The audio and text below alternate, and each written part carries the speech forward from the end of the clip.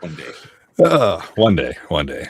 Welcome to episode number 273 of the Canadian Prepper Podcast, recording on April the 12th, 2026. My name's Eric, host of the show, based in Southern Ontario. I'm a target shooter, ham radio operator, a hunter, computer geek. As a first responder, witnessed an over-reliance on emergency services during major events and started a small preparedness company to help people get better prepared for at least 72 hours, if not longer. I think I remember how to podcast, maybe. Yay!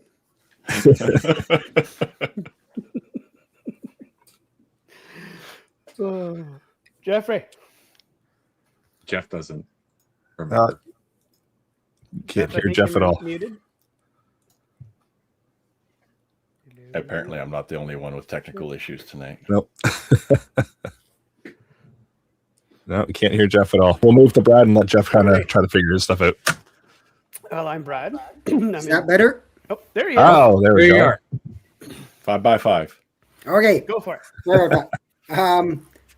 The non-techie guy. Yeah. I'm Jeff. I'm based in Central Ontario. I'm a target shooter, ham radio operator, general overall handyman, weather nerd, and not a computer techie, as you just noticed. We're all rusty. It's fine. It's been a few months. It's been a few. And I'm Brad. I'm in Eastern Ontario. Consider myself a part-time amateur prepper, constantly trying to better myself.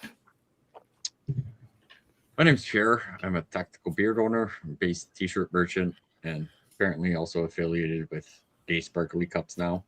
A government critique, reason we hit the explicit button, and a very strong competitor for the position of Jeff of anti-tech person. I can agree with that. Oh man, that's okay. We'll get you using Linux yet, Pierre. Yep, we'll get there. I'm the frugal gunny. I'm an off-gridder shooter. I'm a hunter, fisher, gatherer, trapper type. Definitely a generalist. I'm really big in self-sufficiency. After spending nearly a year off-grid and then another one away from home, I'm now back in the Ottawa area. And started a new training business called Off Grid School. Very nice. Where we teach all manner of off-grid skills to small groups and in hands-on, basically in-person environments. No virtual, all real. No headsets required. That's right. Well, different kind of headsets. But they're hooked up to comms and noise canceling. Okay, I'll agree with that. Yeah. No VR. You actually have to be in a room with people? No. Ew. Pierre, you can do that? You can be in a field with people. Fair enough. Very good. That's better than a room, I think. We'll put that to the test. So everybody listening out there and watching, if you want to help support the show, you can buy some swag. We have both the Canadian Prepper Podcast t-shirt and the tactical Velcro patch at www.prepperpodcast.ca. All the proceeds help to cover our podcast costs. And if you're enjoying the show, please take a few minutes and submit a review wherever you found us. We want your feedback, good or bad. We also invite you to reach out and tell us about something you've learned this week. You can email us at feedback@prepperpodcast.ca. All right, so we've got some content. Yep, just content because we really haven't been on for a while. So it's been a while since the last episode. But we're going to start off with some recent news. We'll update you on our personal preps. Then we're going to get into the main topic, and we're just doing a catch-up chat. Let everybody know where we've been, what we've been up to, and just get an episode out so you guys know that we're still here. So we'll move into the news. And I know this is going to be shocking, but I've got a news article here that has to do with radio. Weird for me. Oh. Strange, I know.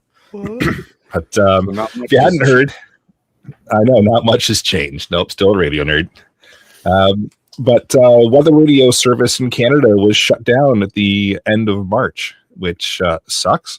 But all the weather repeaters across the country, all 200 and something of them, are completely offline, no longer operating.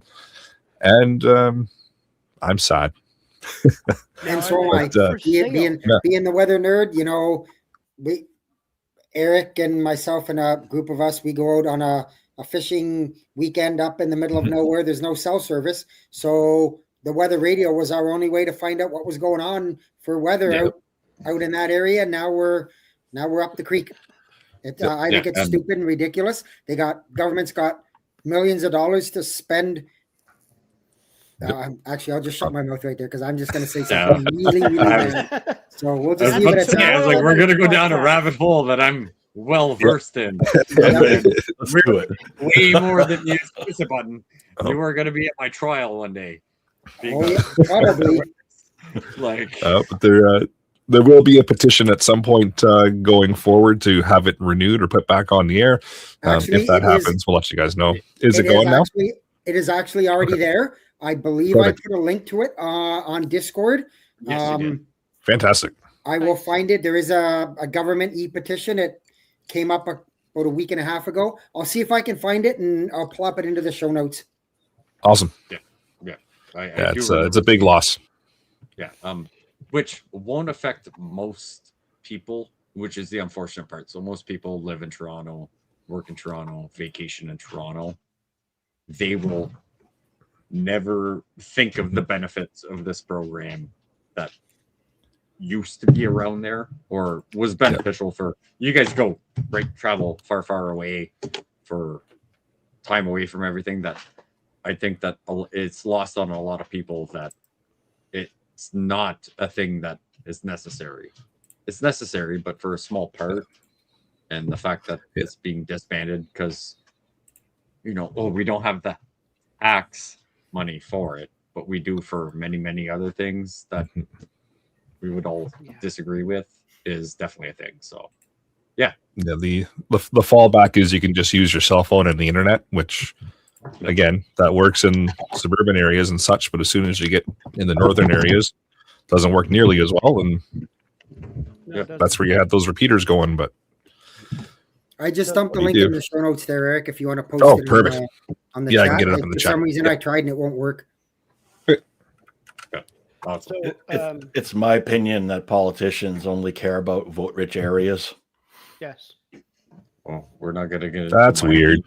Weird, right? Again, that's I don't know how that Monday works. night podcast episode.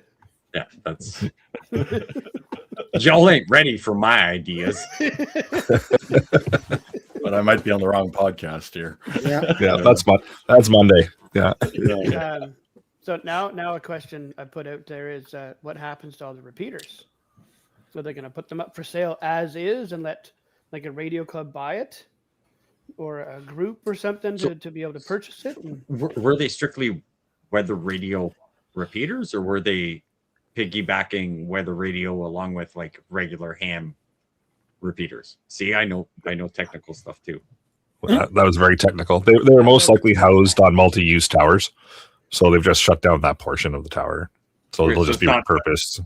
It's not $1 million tower we've paid for that's now going to use. No, it would just be something new would be put on it, and they would just keep running. Okay. I was just worried the tower is going to be like a migrant. Oh boy. Here we go. Yep. I see Brad's got some fun stuff mentioned in the news section too. Gas prices, they fucking suck. Mm-hmm. Absolutely.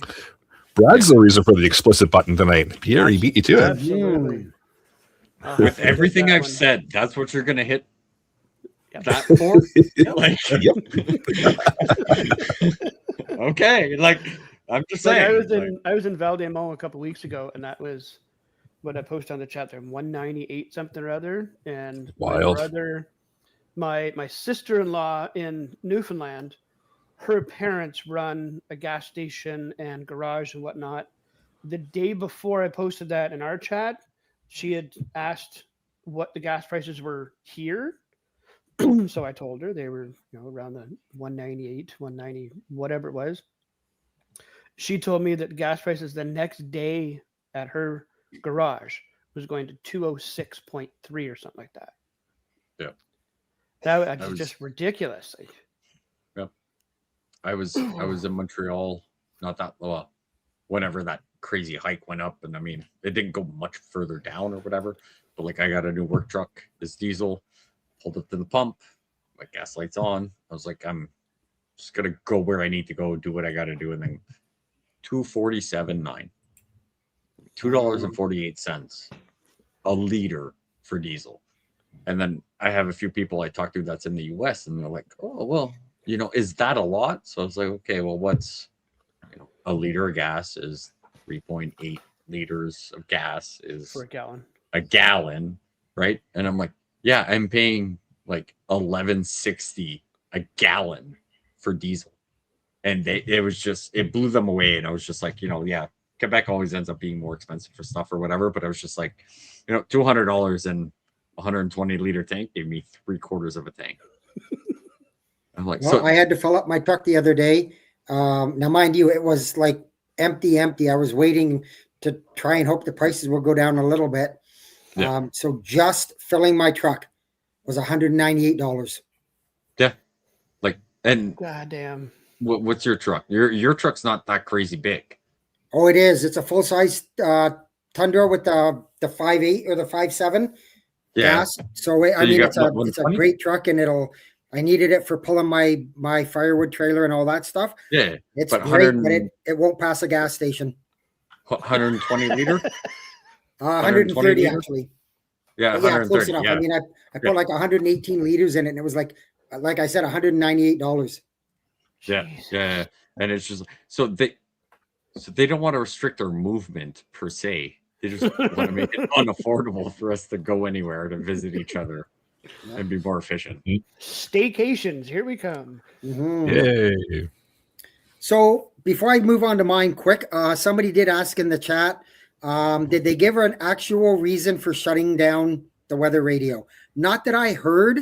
They just kind of said, well, with new technology and you've got the apps and you've got this and you've got that it was redundant. I think it's crap. They also jumped up and down and said it's costing too much to maintain it, which I think, like I said, they'll give horseshit. Millions of dollars to other countries for gender identity stuff. Oops, did I say that out loud? I did. You did. I did. Yep. Oh, well. But they are spending the money there, aren't they? Yeah. Mm-hmm. Anyways, so I'll just piggyback on what Brad said.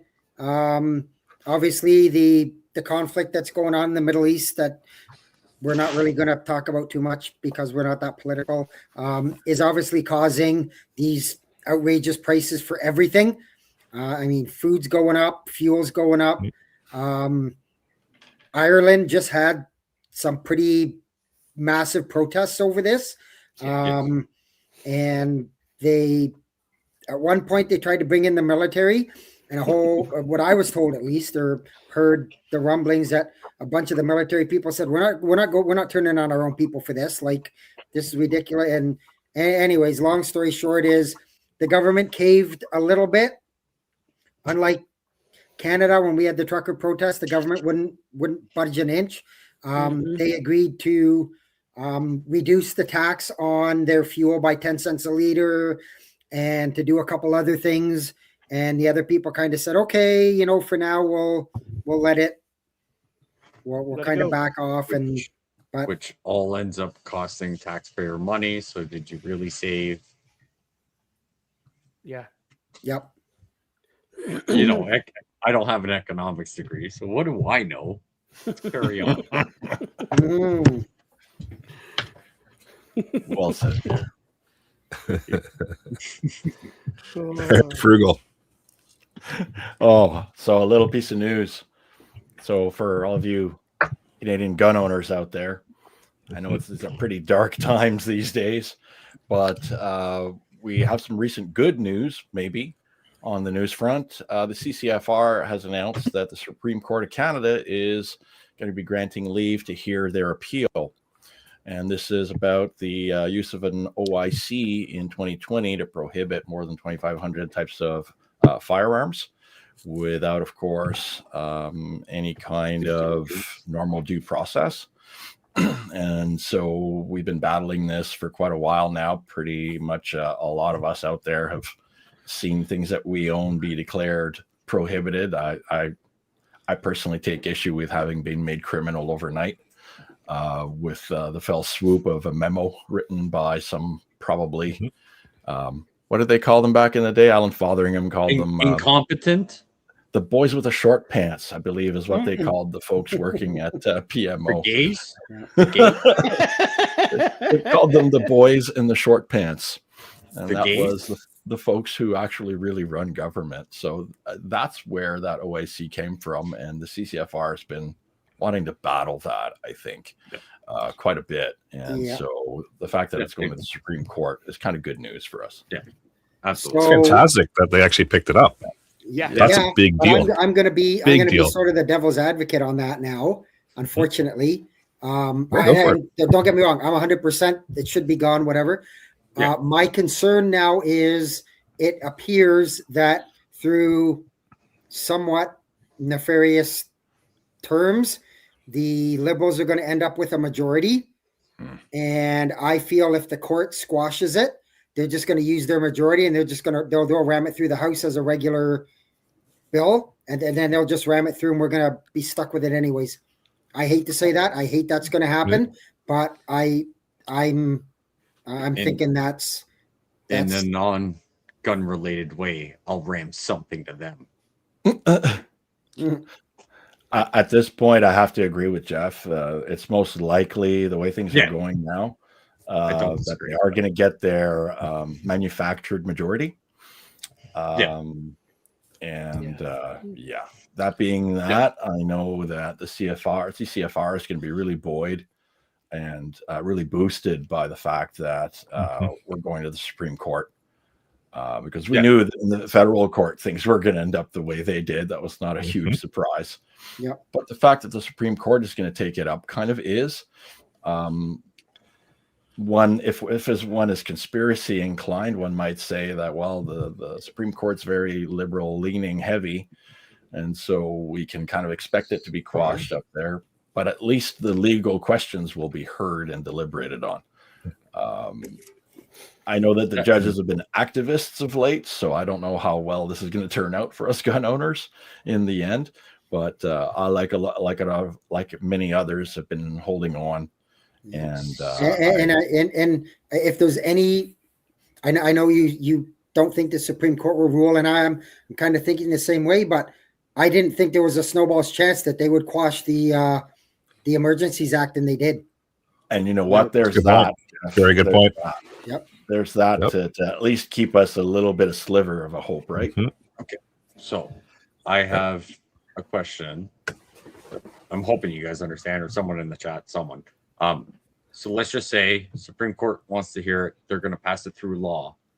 But even if it was unconstitutional for them to do an OIC and it's wrong, even though it was passed because they have a majority, would that kibosh the fighting of the OIC and because it was passed in law because they bought enough conservatives to cross the floor? So the court can kibosh the OIC in the appeal, and then things would reverse back to the way they were. But then if the Liberals have a majority, they could then take the same thing they tried to put, or they did push through in the OIC, and they can try to push it through an actual law and go through the proper process because they have a majority. It would be a lot less challenged, and it would probably work its way through a lot quicker is the idea. But if the Supreme Court hears it and they quash it and they find it unconstitutional, we go back to as if it never existed, and then the Liberals can stand up and push it through the House and make it a law instead of an OIC. All right. That's So my now, understanding. quickly, Government. just wondering one thing here. If when Carney's term is up and let's say he gets voted out and the Conservatives get in, can they not go and change that law? Yes, absolutely. They can, if we have a majority government that does whatever, they can go back and forth every term, switching laws back and forth as long as they have enough to push it through. But at that point, we're just beating a dead horse where I'm like, we should do a lot better with all the money that the government spends compared to everything for this. But yeah, if they push it forward and then we get a majority conservative that wants to switch it back and they push it forward and blah, blah, blah. Yeah, we can just do the flip flop every 4 years of like, but in the meantime, the guns that the Liberals ban while they're there, chances are they're going to end up in a smelter or they're going to end up somewhere. And even if the Conservatives come back, those guns aren't coming back. The list will be gone, but what you had will also be gone. Yes. Yeah. Yeah. Yeah. They can revert our state to non-criminal overnight if they want to, but once the property's destroyed, the property's destroyed, right? Yeah. You Yep. can't get it Yep. back. Yeah. That's the problem. But we'll see what happens. Right? Yeah. All we can do is cross our fingers, hope that Yep. things fall the way we want them to fall in the Supreme Court with the appeal. Yep. And then if things change again from there, well, we'll just see. We'll ride it out, Like- right? Yep, we'll just have You know, to. there's always So let boating it play out. accidents that occur, right? Absolutely. No, All the no- time, no even more, in the wintertime. no more sad stuff. Crazy. Ice Craziness. fishing accidents happen all the time. Man. Mhm. Canada, It's right? so sad. Yep. It is. It's unfortunate. Allegedly. Shall we move into what we've done lately for preps? We'll Work, kick off with Brad. work, the usual stuff. Had a decent Christmas. A bunch of fuel rotation. Right now, I'm working on some hot water tank problems today, and going through the motions of putting my parents' place up for sale. So that's what I'm about. That'll keep you busy. I continue to up my preps a little bit with generators and power and backup stuff. So I've scored a few more propane tanks off of Facebook Marketplace that people wanted to get rid of. Not Walmart? What's that? Jinx, Brad. There's only one person that got tanks from there, and they're not even on this podcast, right? That was me. They're right there. Yeah. Screw you. Okay, no, so Okay, it was you, Jeff got and him. it was also Better Andrew. Better Andrew, I think, got him as well. And everybody else got screwed out of those tanks. It was, And by proxy, I got tanks because Jeff got tanks. So Yep. oh, yeah. I forgot you guys have that mutual disagreement. Yep. So over the winter, I had to get a. Everybody knows we had that massive ice storm about a year ago now, and over the course of the winter, I had several compromised trees that decided they didn't want to stand either, and one of them, well, it did fall, but it got caught on another tree, thank God, or it would have been on my house again. So I had to get a tree service in, and the only way they could get to it and deal with it was with a massive crane. And so anyways, $5,500 later, I got 7 trees. I figured while they're here and I'm paying through the nose for the crane, I might as well get everything that I think is dangerous taken down. So they took 7 trees down, and it is what it is. Over the winter, I don't know what it was like for a lot of other people. In my general area, we got very close to 500 centimeters of snow over the whole season. Holy crap. So that's around 16 feet, give or take. Mhm. So we got buried. Sure did. So that didn't help with the tree situation either, with the heavy wet snow on them. So I also did some more experimenting with my canner, and I'm still trying to get comfortable with that. And Well, obviously, it's working because you're still alive. Yep. yeah, I Didn't blow haven't up. blown a That's hole good. through the roof or anything yet. So yeah, that's good. Yeah, your complexion looks good. You know, you're Yeah. No new skylights. Perfect. Yeah. Mhm. Mhm. Oh, awesome. I know this one again is going to be strange for me, but a little bit more radio setup. Played around with getting some new fancy antennas set up. So I've got. And I can profess it is a fancy antenna. It is very nice. It is. Yep. It auto tunes itself. You just push a button. It adjusts. It's a screwdriver antenna, so it just moves up and down. It adjusts itself to the frequency that you're on, and just brings the SWR right down nice. So for us That's cool. idiot people, Pierre, it's idiot proof. Almost. pretty much push a button, does the thing. It's great. Yep. Bought a new truck, so that was exciting. Which means I get the. I'm not going to say Ford, so it's okay. I picked up a Dodge Ram. I was like, I bought a Ford. I bought a Dodge. That's a good one there. So now I'm starting to plan out the radio setup in that, because in the old Chev I had all the radios all set up and working, and now I'm radio free, which makes me sad. Oh. So planning that all out, I've got it pretty much all figured out. It's just working up the courage to run wiring in a brand new truck. So Sounds like we'll you should have get there. worked that out in the deal of the truck. I tried, they wouldn't do it. So it is Then what it is. Find a new dealer. Yeah, fair. If they want you to buy a new truck, and I'm like, hey, I will pay for you to put all this in. They're like, we're not doing it. Yeah. Okay, there's another dealer. Yeah, true. This is Or true. But they gave me a really good price. So, Also, there's you'll end up with the guy that'll be like, yeah, I'll do it, and then fuck everything up. Mhm. So So it's what You it could is. always ask somebody who's got no issues at all with putting holes in brand new gear like me. Oh, true. I just don't need it done with a shotgun there, Frugal. No. We'll use well, have you seen shotgun ammo? Trust me, you ain't using shotgun ammo. All right. Not surprised. Oh, gee. Stepping away from the ham radio stuff, set up some remote monitoring for my generator. So it took a little Raspberry Pi, and not the kind you eat. It's a little computer system wired into the generator.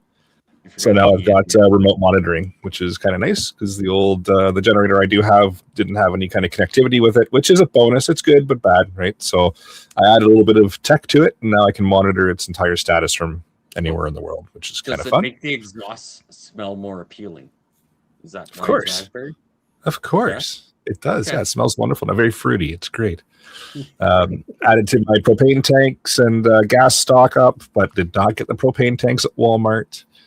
And then just rotated my water preps, because that's a thing you got to do every once in a while. Yeah.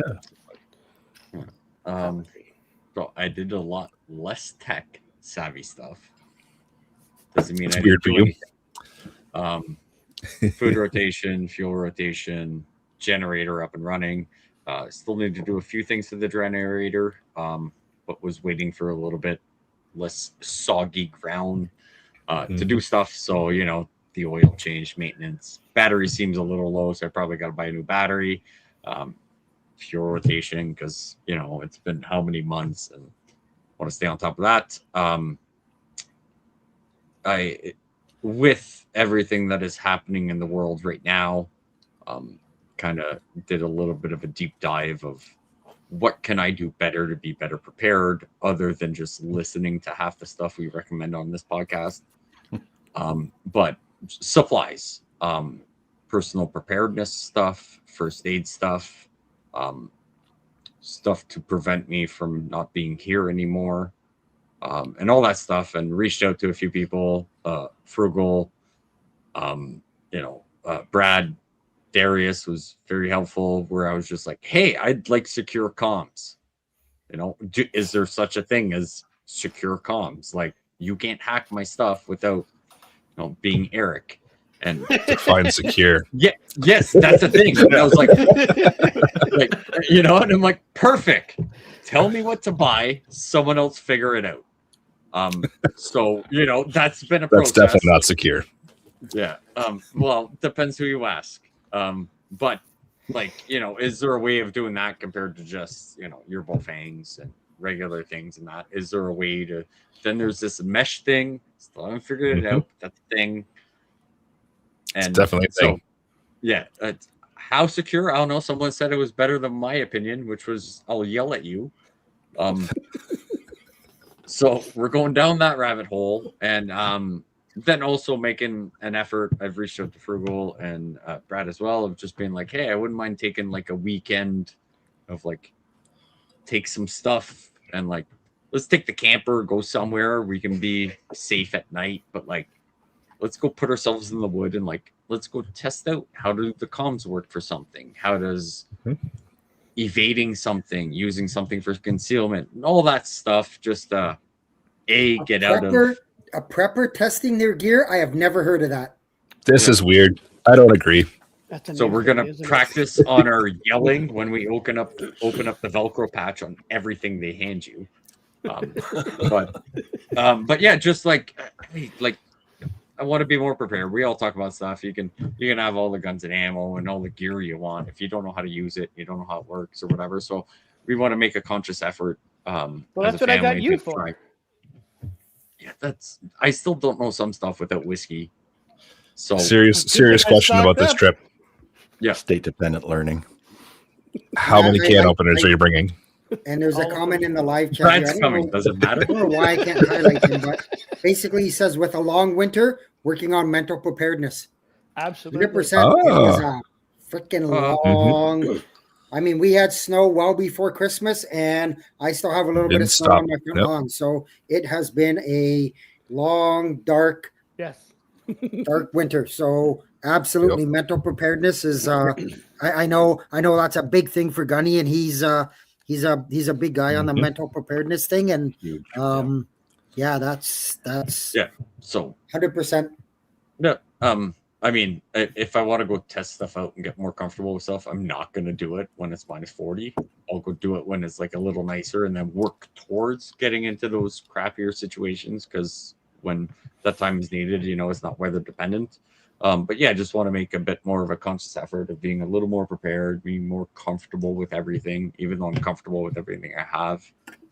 Yeah, just want to make a conscious effort. So figured, hey, why not, reach out to people that live close, that if something was to happen, we're probably going to try and get in touch, that I'm like, we should all get on the same page and see what I bring to the table way more than Brad and Frugal, and what Frugal brings more than me and Brad, and what Brad brings. Like, yeah, we'll work on that more mutual assistance group situation for when World War III kicks off, apparently tomorrow.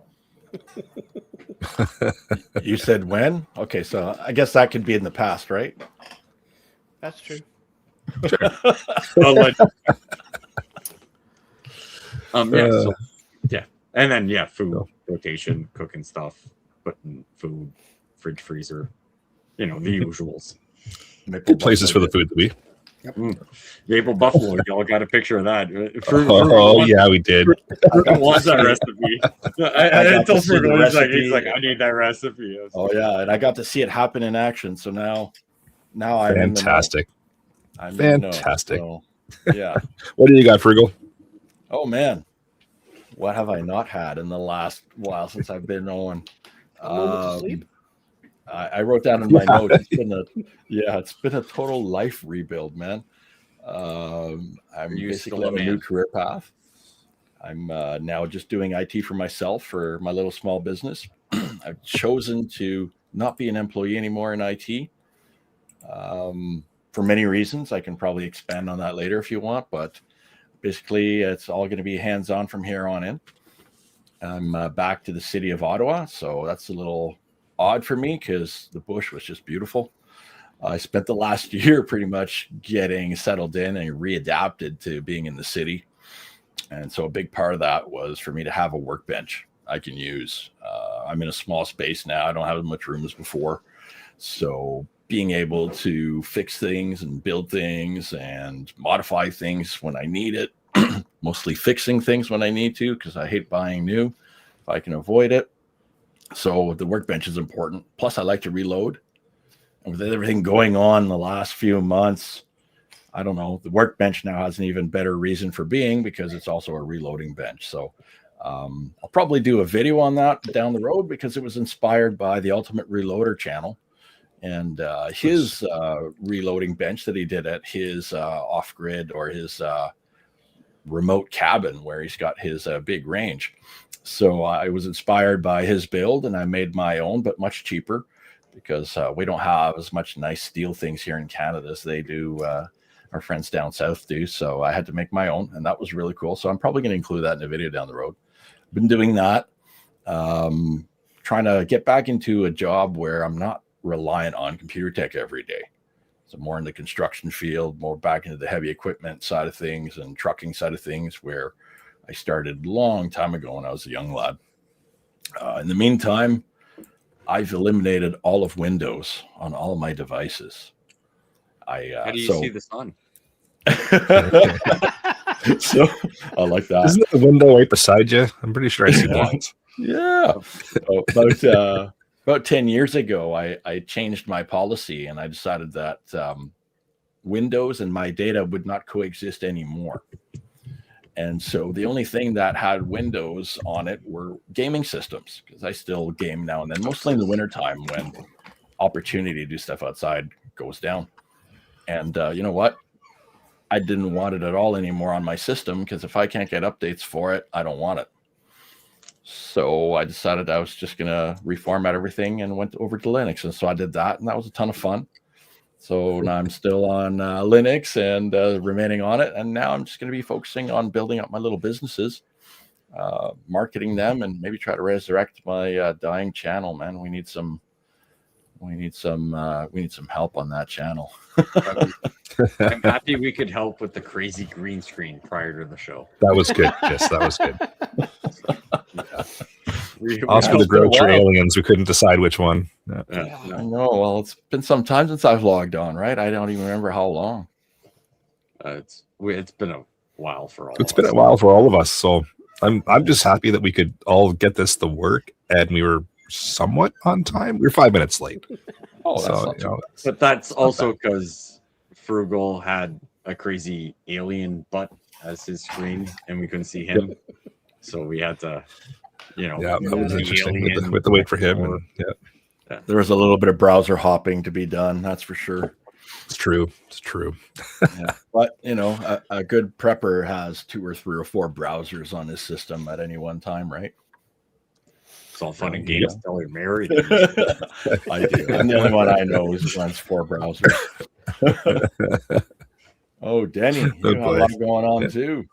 Looks like it. Yes, as readjusting to life, lost 2 jobs within a week to do restructuring. Now I'm on day shift starting at 5 a.m., 10 hour, 4 days a week, 12 hours Friday and Saturday, plus working, getting ready to sell my, and then there we go. There's the last little bit. Sell my house and move into my dad's. So sounds like you got a lot going on, Denny. Yep. That's a lot. Wow. You should take up drinking. People.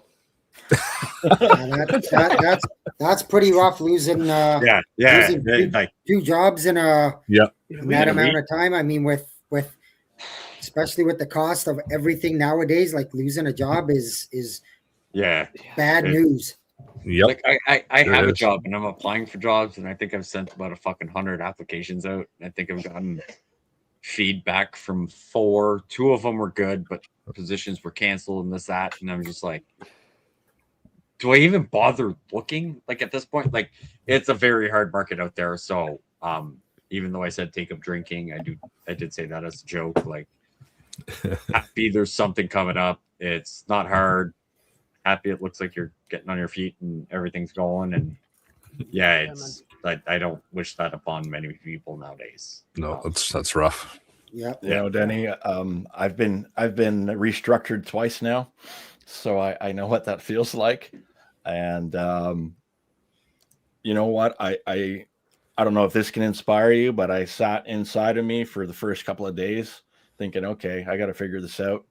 And I was inspired by my girlfriend's brother, who was also restructured during the pandemic. And what he was able to do is continue on running his side gig as his main gig. And his side gig was selling vintage clothes and CDs online. And that kept him going through the whole thing. So that inspired me. And right away, before I even was into the looking for new jobs line of work, I decided I was going to start and focus on getting the small businesses up and running. So the only advice I would say, because all of my friends are kind of in the same situation, we all think 2026 is going to be the year of the side gig. So if you've got any side skills, anything that you have natural talents, natural inclinations that other people don't, and you think that you can give some value in other people's lives doing that, well, that's what I figured I would do. And I decided, well, if I could start one business, I can start 2. And so why not? One of them's already gaining traction and I haven't even marketed yet. So that's the only advice I can give to anybody is what everybody I know has been doing, tightening their belts. Well, you keep hearing the statement people say, you never get rich working for somebody else. Yeah. 100%. True. No, it's true. You're dead on. Denny's kind of followed it up with another comment saying went from 16 hours, 5 days a week to 10s. Get to spend more time with my kids. My wife got back to work as well, so he's got a positive outlook on things. That's good. That's the first starting point, right? Yep. Yeah, it's And I would say this to anybody, if you don't, or even if you have some, get yourself a skill. Go back to school for an electrician, a welder, a plumber, like whatever. trades. You are always going to have a job. Like, Trades. I know all of these. I Trades know are a in bunch of giant people that demand. have gone through school for things like, and computers is okay, but going through things like social studies and this kind of stuff, and they walk out with a diploma, great, and they can't get a job because they got no skills. Yeah, I mean, you make a fantastic Starbucks barista, but we have lots of those. But I see Denny's got some skills in welding, and that's a good skill these days. Huge. Fabrication, everything. Yep. And anything that's trade related, you can't beat it. Like, 100%.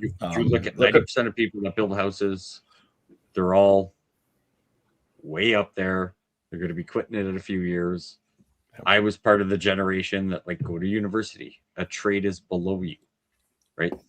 Not many of us from my generation went to a practical college doing roofing, framing, plumbing, electrician, right? All the trades, automotive, truck and coach, you name it.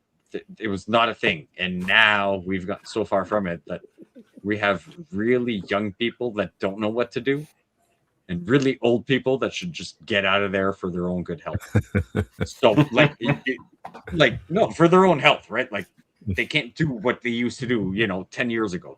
So we got to find that happy medium of getting people in there now so that they can learn from the old people that have been doing this for years, and find it might not be everything OSHA, but understanding all that stuff. There's way too much of a disconnect that I wish I could go back to the trades or do a different trade, but for right now, financially, I need to be making a certain amount of money for it to be smart. So it's not an option right now, but I'm looking at options. Can it be part-time, online schooling, this, that, blah, blah, blah. So yeah, you can doing something with your hands is definitely the way to go right now. Basket weaving. We got lots of them. They make my coffee. Basket weaving 101. Isn't that what most college sports players major in? Right. I see Pete's Lost in the Woods is back in the comments as well. Hopefully not lost in the woods anymore. But he mentions that friends don't teach friends how to weld. Well, Pete, I want to learn how to weld. I ain't your friend. Can you teach me? Yeah, let's go. It's a good skill to have. My wife taught me how to weld. Yeah, she told us. It's in the comments. Yeah. So yeah, she did. It was one of the things I missed because I was good at something else. That when my shop teacher taught everybody how to weld, I was doing all the work that needed to be done. But yeah, so we learned how to weld, and we have a welder at the shop for work. And from time to time, I may just do random shit with the welder that doesn't make sense. But hey, why not? Yeah. Why not? Speaking of welding, Pierre, you still have torches? Depends who's asking. You a fan? You a cop? No, not a cop. Yeah, we still, amazing. We still got. I still have access to torches. Sweet. We'll talk later. Oh, fantastic! Now this kind of transitioned into the whole point of the episode. We just wanted to do a show to just catch up, let everybody know that we're still kind of around and we're still here, and see all the fun comments that are happening in the live chat, which is fantastic. Yeah, it's been great. Yeah, I know. I saw a question there so much stuff about I didn't do. Oh yeah, somebody asked me about my version of Linux. I responded in the chat, but if anybody else is curious and trying or thinking about abandoning Windows and walking away from that, lately I've had a lot of fun with Nobara 43, the KDE flavor. The other one that I really like is CachyOS. Both of them. Catchy. Okay. Yeah. Thought we were doing Linux. Oh yeah, it's all Linux. Oh, well, it's got a whole different Yeah. fucking name. So is it Linux? So Like, It is. so for, I so if run Mint just to really screw you around there, Pierre. like Oh god. if I can evangelize for a second or two, and I have no horse in this race because Linux is a not-for-profit thing. So Linux was created by a programmer a long time ago who just wanted to create his own core. The very core of an operating system is called the kernel, and that's all he wanted. He just wanted his own kernel to run on his own little machine. And Nothing to do with popcorn, Pierre. Don't even. Yeah, it's just we're talking software components. And he built his own. And since he made it, though, in a public license meaning that it couldn't be owned by you or me or him, but it's owned and generalized in the public domain. he hasn't met the government, has he? Everything is Well, what's ironic, Pierre, is that foundation of open source kernel got married to a whole bunch of other open source software that already existed. so, And it began we got to a evolve. gang of popcorn. Yeah, well, that's how it started. It's a bunch of popcorn just mashed together. I knew you were going to go there. And over time, a bunch of people liked that popcorn, and they started coming up with different flavors and different ways to package it and ship it. And so it all kind of looked different and it behaves a little different here and there, but at its core, it's all the same stuff. So And in fact, I'd say 95% of the internet that you experience from the point of view of your device out is pretty much all running on Linux now. So what you're saying is we have a bunch of popcorn that wears overalls and has buck teeth. Well, what I'm Different saying, flavored popcorn. it's all out there, and it's been evolving a lot since it originally came out, and I started playing with it back in the 90s. Okay, this is old. This has been around a long time, but it's evolved so much now that it's kind of ready for people to use on their desktops and on their laptops. And if you're running an Android phone, guess what? You're already running Linux. Or if you're running Mac. Yeah. Just saying. Yeah, Mac is actually running Unix, which is just FreeBSD. One of my favorite old versions of Unix is FreeBSD, and yeah, at its core, that's what it is, and it's super ultra stable. Okay. So if you're tired of Windows, So the question then I have about for you then, 600. Gunny, and Yeah. Eric would probably know too, and as a non-techie guy who runs Windows, how easy is a transition to a Linux or a Mint or something like that? it's relatively easy, especially if you know somebody who can walk you through the process. For somebody who's never done it before, who's a non-techie, that could be really daunting because you've got to do things like prepare a boot stick. And if somebody's never prepared a boot stick before on Windows, you've got to probably download a utility and install it. It's not a stick you hit somebody with, Pierre. I prefer my boots being made of leather than stick. It would be more like this USB stick here kind of dealy, So you'd have to prepare one of these to boot up with it. And then you'd want to make sure everything's compatible before you install it. Fortunately, that's really easy to do with most Linux distributions that I have You're saying used. easy for a You lot can of try. shit here. What's that? Because it's so much easier than it used to be. Easy. So for a lot of shit, then you what go I'm on a more getting ramble, and around I'm to like, is I won't be installing it, but I know somebody who might do it for me. I work for beer, Jeff. Once, yeah, or two, or Maybe three, four. maybe. No, we I won't think do more it's than well- three. Then you might screw it up. Oh, wow. I personally think it's well worth it, Is Jeff. once it's there, is it kind of like a Windows system, or is it something Absolutely. totally? Yeah. It's absolutely similar now. And in fact, there's a lot of Linux distributions now where if you've got your favorite Windows utility that you use to do something or other, chances are you can download it, install it, and run it. It's at that level now. Now, in fact, I personally recommend you don't use Windows software at all because there's a lot of software you can use that's free, that's out there. And it spies on you. Already comes in Linux. Okay, Google. Stuff that's free for Windows spies on you, is full of viruses, and usually will prompt you to download other things, right? And what you can see here from Earth 2 and Beyond is kind of cool. Unless you use software that's only available on Windows, a 10-minute YouTube tutorial, about an hour at a time, and you're done. Yeah, that's about right. Yeah, it's about in fair. my Yeah. experience, sometimes even easier. Also, Sometimes even easier than that. I personally install Linux on somebody's system in about half an hour or less. It's that quick. Challenge accepted. I'll do it in 25. also, Now I say that even on slow system, on a fast newer system. Oh, and here's the other advantage of Linux that I want to share with everybody. You know how with Windows your system just ends up slowing down over time, no matter what you do. nope. Well, what It's happens almost like is, it's by design.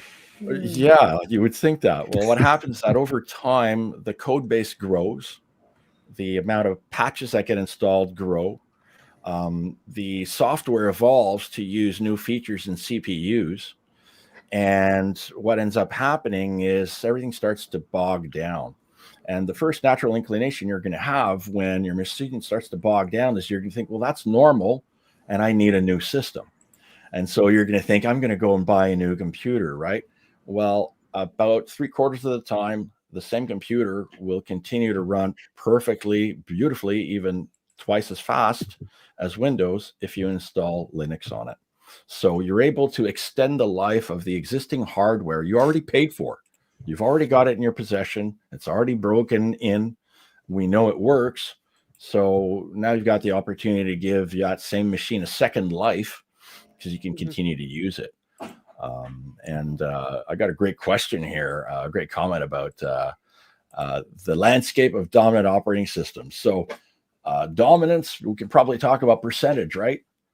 Out there on the desktop, Windows is like 92%, I think 93% of the market is using Windows. Another 3 to 4% are probably using Mac, maybe growing. That shares maybe changed a little bit, but currently only about 5% of registered users on Steam, which is a major global gaming platform for those of you who might not be gamers. It supports Linux, and they're now seeing for the first time that percentage at 5%. So not many people are running Linux. If you're wondering, oh, am I, in the minority by still running Windows? No, you're in fact in the majority. And what usually keeps people back is because they're running proprietary software of some kind, and they might have concerns that it's not going to be compatible when they run into Linux. Well, here's the beautiful thing. If you think you've had that problem, somebody else has had it before you, very likely, and they've been adopting and using Linux a lot longer. So Linux and BSD, there's a little video on YouTube that kind of explains the genetics, if you like, where they come from. But I can kind of shorten. I won't try to duplicate those videos because looking at the family tree of Linux and Unix, it's insane. There are so many different branches and so many things that are branched off of the different versions of Linux and Unix that have been out there. But I can sum it up as this. Back in the day, there was a company that had the major monopoly of communications in North America. And it was called AT&T. And they were huge. That's still the thing, isn't it? Well, yeah, kind of. Right. The monopoly thing, the way the landscape today in technology is largely shaped around what happened in the United States with AT&T. AT&T, see, at the time, they owned the switches for the phones. They owned the switch locations. They hired the switch operators. They fabricated the telephones you used. They owned the telephone lines. So end to end, they owned the entire thing.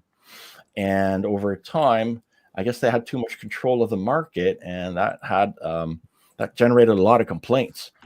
And so in order to make the market fair, make it a long story short, the United States took AT&T to court, and their large monopoly was broken up. And the part of it that was software-based, because those hardware switches over time became software-based, that software had to become non-private. And so what they did is, again, I'm kind of paraphrasing and shortening something.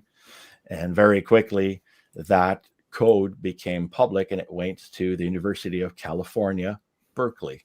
And that's where Berkeley Software Distribution comes from. And that's what BSD is. Look at that. So, yeah, Look at that's that. where it all came from. AT&T got split up and its intellectual property went to the Berkeley University of California. I think we have identified a new episode topic because there are lots of messages flying in the chat here asking about how to install it, how to get started, how to get things going. The really nerd in exciting. me is incredibly happy to see that. Yeah, Everybody has made my night. yeah. I know Pierre's head's about ready to explode. I know Pierre's head's about to explode. Yeah. But I think we could probably do an episode on how to set this all up. I think that would be worth it. Between you and I, Eric, I'm sure we can cover an awful lot of the process and a lot of different angles. I'm pretty sure we can. And to set the hook for the next episode, I'm going to highlight Melissa's last comment here. I was going to as well. Yeah, I think this is awesome because the biggest questions everybody has is, can I still do my stuff? Right? Because that's all we care about, man, is can I still do my stuff? You know what? I don't care about the 75 other games that can be played on Linux. I only care about the 3 that I play. So to answer your question, Mel, yes, you can game on Linux. Almost everything can be played on Linux. If you can Google the title and play on Linux as a keyword attachment to that, you're probably going to see dozens of pages on how to run that game in Linux. Live streaming, a lot of the modern software what we're doing right now. Doing it right now. I'm streaming. Eric is streaming. The ones I mentioned tonight, Nobara and CachyOS, they stream no problem. Linux Mint streams no problem. You can also do office and business stuff, internet. You want to learn programming. You want to do scientific stuff. I don't think there's a better platform. If you want to do educational stuff, again, hard to do better than Linux. And the other thing I'm going to sell it on is uptime. Give me a machine, give me an OS from Windows that you can run for months on end without rebooting. I haven't seen it yet, but with Linux you can. So you absolutely can. Yeah, I think we turn this into a whole new episode. I think that'd be fantastic. I think I would love to do that. Linux for what we call it, Linux for newbies, for dummies. Linux for preppers. Yeah,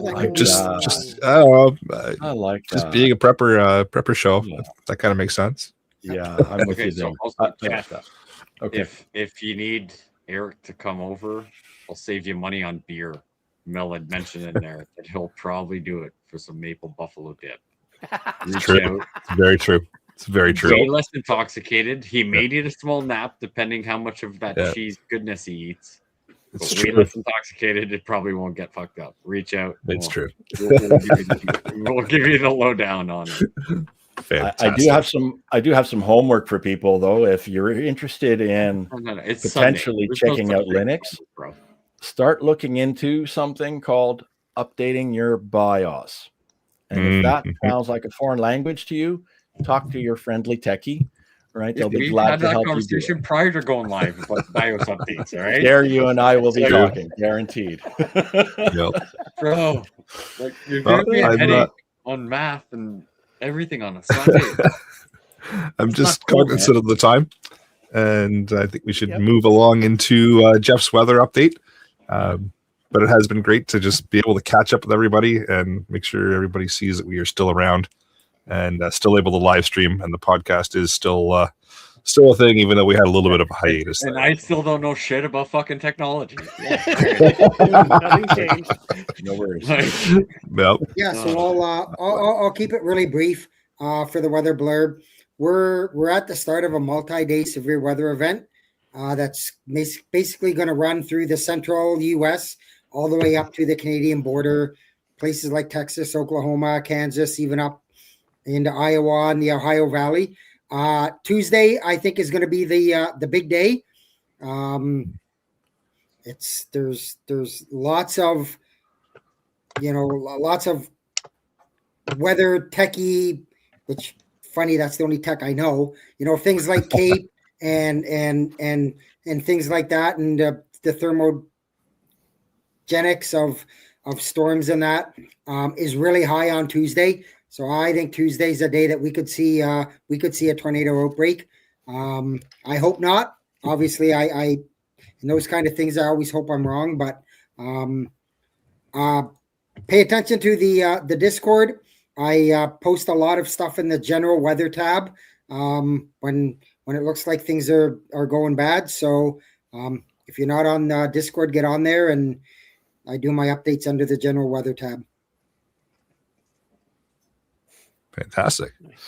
Well, with that, I'll bring episode number 273 of the Canadian Prepper podcast to an end. You can find the podcast on iTunes, Spotify, or really your favorite podcast app. I'm pretty sure they still publish us on all of those. Please do submit a review. It does encourage the algorithm to promote us shortly and then shove us back down to the bottom where we can't be found. But, that's just the way it works. And we do record these shows live on YouTube, Facebook, I guess if you have to. If you want an early peek at the shows, please subscribe to the YouTube channel, not Canadian Prepper, Canadian Prepper Podcast. Click the notifications tab, gives you an alert when we're going live. If anybody wants to reach out to me, it's feedback@prepperpodcast.ca because I cannot be trusted with my own email. It's probably because you don't understand Linux like me. True. Yep. And if anybody wants to reach out, you can find me at batbradcpp@gmail.com or on the Discord. You can reach me off the wall customizing at Tickety. I don't know where. Just look off the wall customizing. You'll see either me or my wife. I might be or may not be in my underwear. That's beside the point. The Discord. You can find me Monday nights on CPP, the Patriot podcast, where we discuss critiquing the government. And obviously, Frugal will be here at some point. I have to give him alcohol and food for him to explain the last half hour of this fucking goddamn show, because I don't get it. Right? Like, God. So obviously, if you're doing anything with Linux, I don't know, reach out to Frugal. He'll pass off the fucking message. Like, God damn it. God love you there. Oh, amazing. Oh, fuck. Here's that. And you can find me, Frugal Gunny, on YouTube, Rumble, Facebook, Instagram, CPP Discord, and now on offgridschool.ca. And obviously on Linux. Yeah, clearly on Linux. And just before we quickly end it, just to throw in the comment there that the last comment. Basically, folks, the world's a different place right now. Keep your stick on the ice. We're all in this together. We are right. We've got it is what it is. Things are not what they were 5 years ago. And Definitely not. And if we're gonna get through this, we're gonna get through it as a team. There's the old adage, there's no I in team. So 100%. And step one is installing Linux. So you can reach me at feedback@prepperpodcast.ca. And thanks for joining us. It's great to be back, and we're hoping to get back on a regular schedule here and get posting shows again for everybody. So until next time, be prepared, stay safe, and keep learning.